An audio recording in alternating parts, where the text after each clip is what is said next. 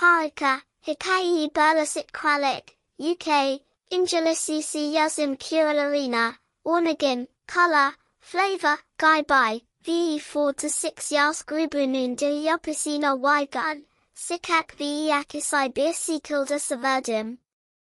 Hikayenin ana teması olan, izbelici ve yardımlaşma, mesajını net bir şekilde korudum. Hikayenin İngiliz versiyonu. Leo and the Lost Rainbow. It was a day when the sun was right at the top of the sky, and clouds were scattered like candy floss. Windy Hill was the town's most popular playground. Here, the wind would sing songs as it blew, gently stroking the children's hair. Whoosh! Whoosh! Right there on this hill was a little boy with curly hair named Leo. In Leo's hand was his most precious treasure in the world, the rainbow kite. This was no ordinary kite. It had a long tail made of red, orange, yellow, green, blue, and purple colors. When it floated in the air, it looked like a colorful fish dancing in the sky. Leo held the string tight and started to run. "Fly," he shouted. The wind heard Leo. It gave a strong breath, whoosh. The kite lifted up. It rose. And rose. It went higher than the trees, right up next to the birds. Leo was very happy. He looked up, watching his kite with admiration. But suddenly, a mischievous wind came along. It was a very strong and sudden gust. Snap! The string in Leo's hand broke.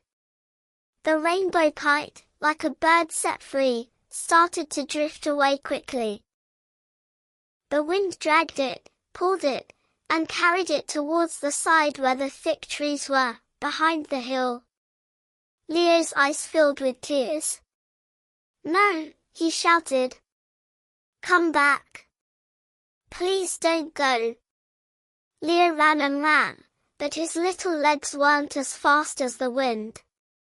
The kite had disappeared from sight. When Leo reached the other side of the hill, he was out of breath and very sad. He was all alone in the huge park and didn't know where his kite had gone. He sat down on a stone. His shoulders slumped. Just then, he saw a girl with red hair examining flowers with a magnifying glass. This was Ilara. Ilara loved noticing tiny details in nature. Ilara looked up. "Hello," she said in a soft voice. "Why are you so sad? Your face looks gloomy like it's going to rain." Leo sniffed. "I lost my kite. The string snapped, and it flew that way. But this place is too big, how will I find it all alone?"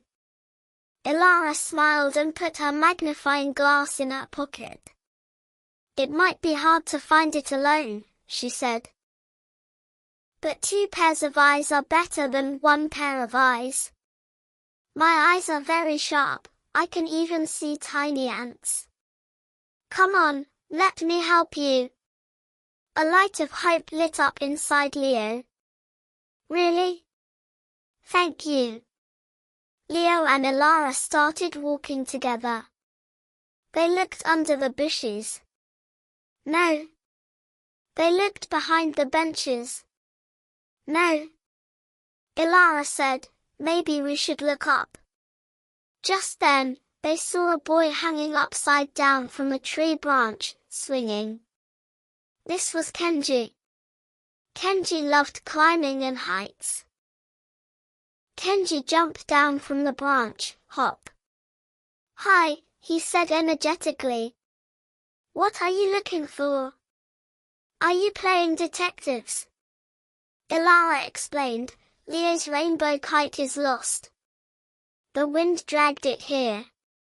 Did you see anything colorful while you were in the tree?" Kenji thought.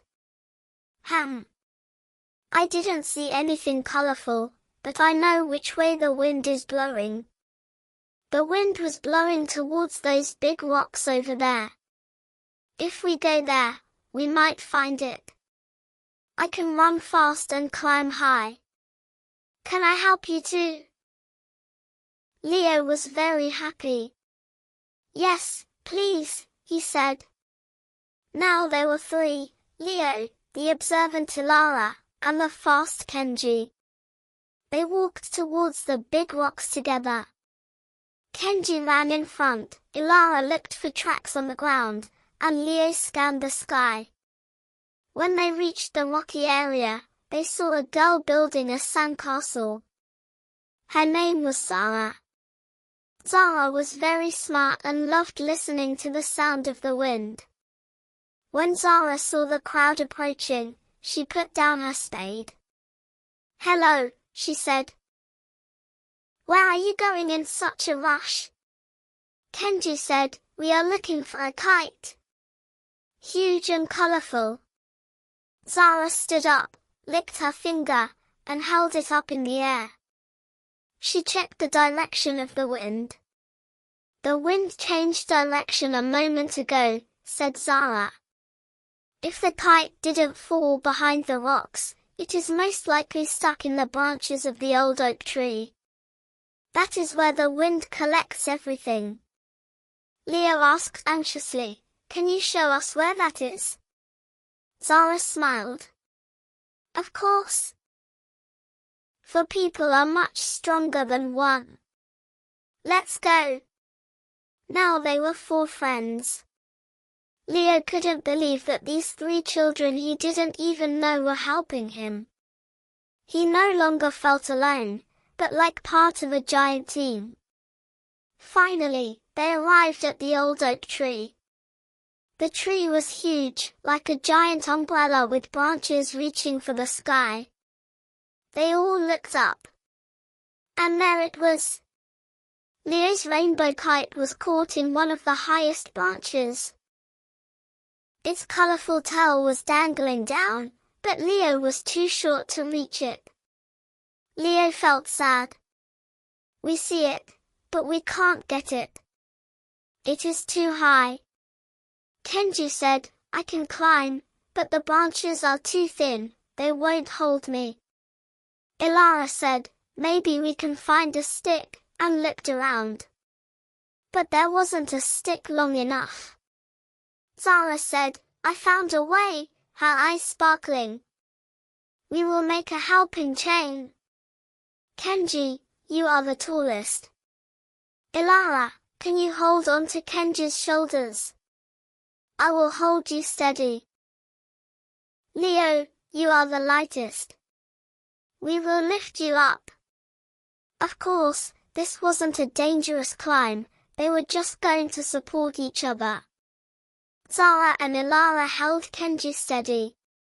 Kenji lifted Leo up, not on his shoulders, but held him up as high as he could with his arms. Leo reached out. And reached. With the tips of his fingers, he touched the dangling tail of the kite. "A little bit more," shouted Kenji. "Come on, Leo." Leo stretched with all his might and caught it. He pulled gently on the tail. The wind helped at that moment too, and the kite broke free from the branch. It glided down and fell into the children's arms. The four children shouted with joy all at once, "Hooray!" Leo hugged his kite. Then he turned to his friends. He looked at Ilara, Kenji, and Zara one by one. "Thank you so much," said Leo. "I would never have found it without you. Even if I found it, I couldn't have reached it." Zara smiled. "It doesn't matter, Leo. That is what friends are for." Leo was surprised. "Friends? But we only met today." Kenji laughed. "If we went on an adventure together and helped each other, That means we are friends now. Ilara asked, so what do we do now? Since the kite is back. Leo fixed the kite string. But this time, he didn't hold the string alone. This kite belongs to all of us now, said Leo. That afternoon, there was a wonderful scene on Windy Hill. Leo, Ilara, Kenji, and Zara. They all took turns holding the string, making the rainbow kite dance in the sky. Leo looked at the sky. His kite was still very beautiful. But for Leo, the most beautiful thing that day wasn't the kite. The most beautiful thing was that in a moment when he thought he had lost something, he had gained 3 new hearts he never expected. And from that day on, whenever anyone lost something on Windy Hill, these 4 friends ran there immediately. Because they knew that things looked for together are always found much quicker. The end.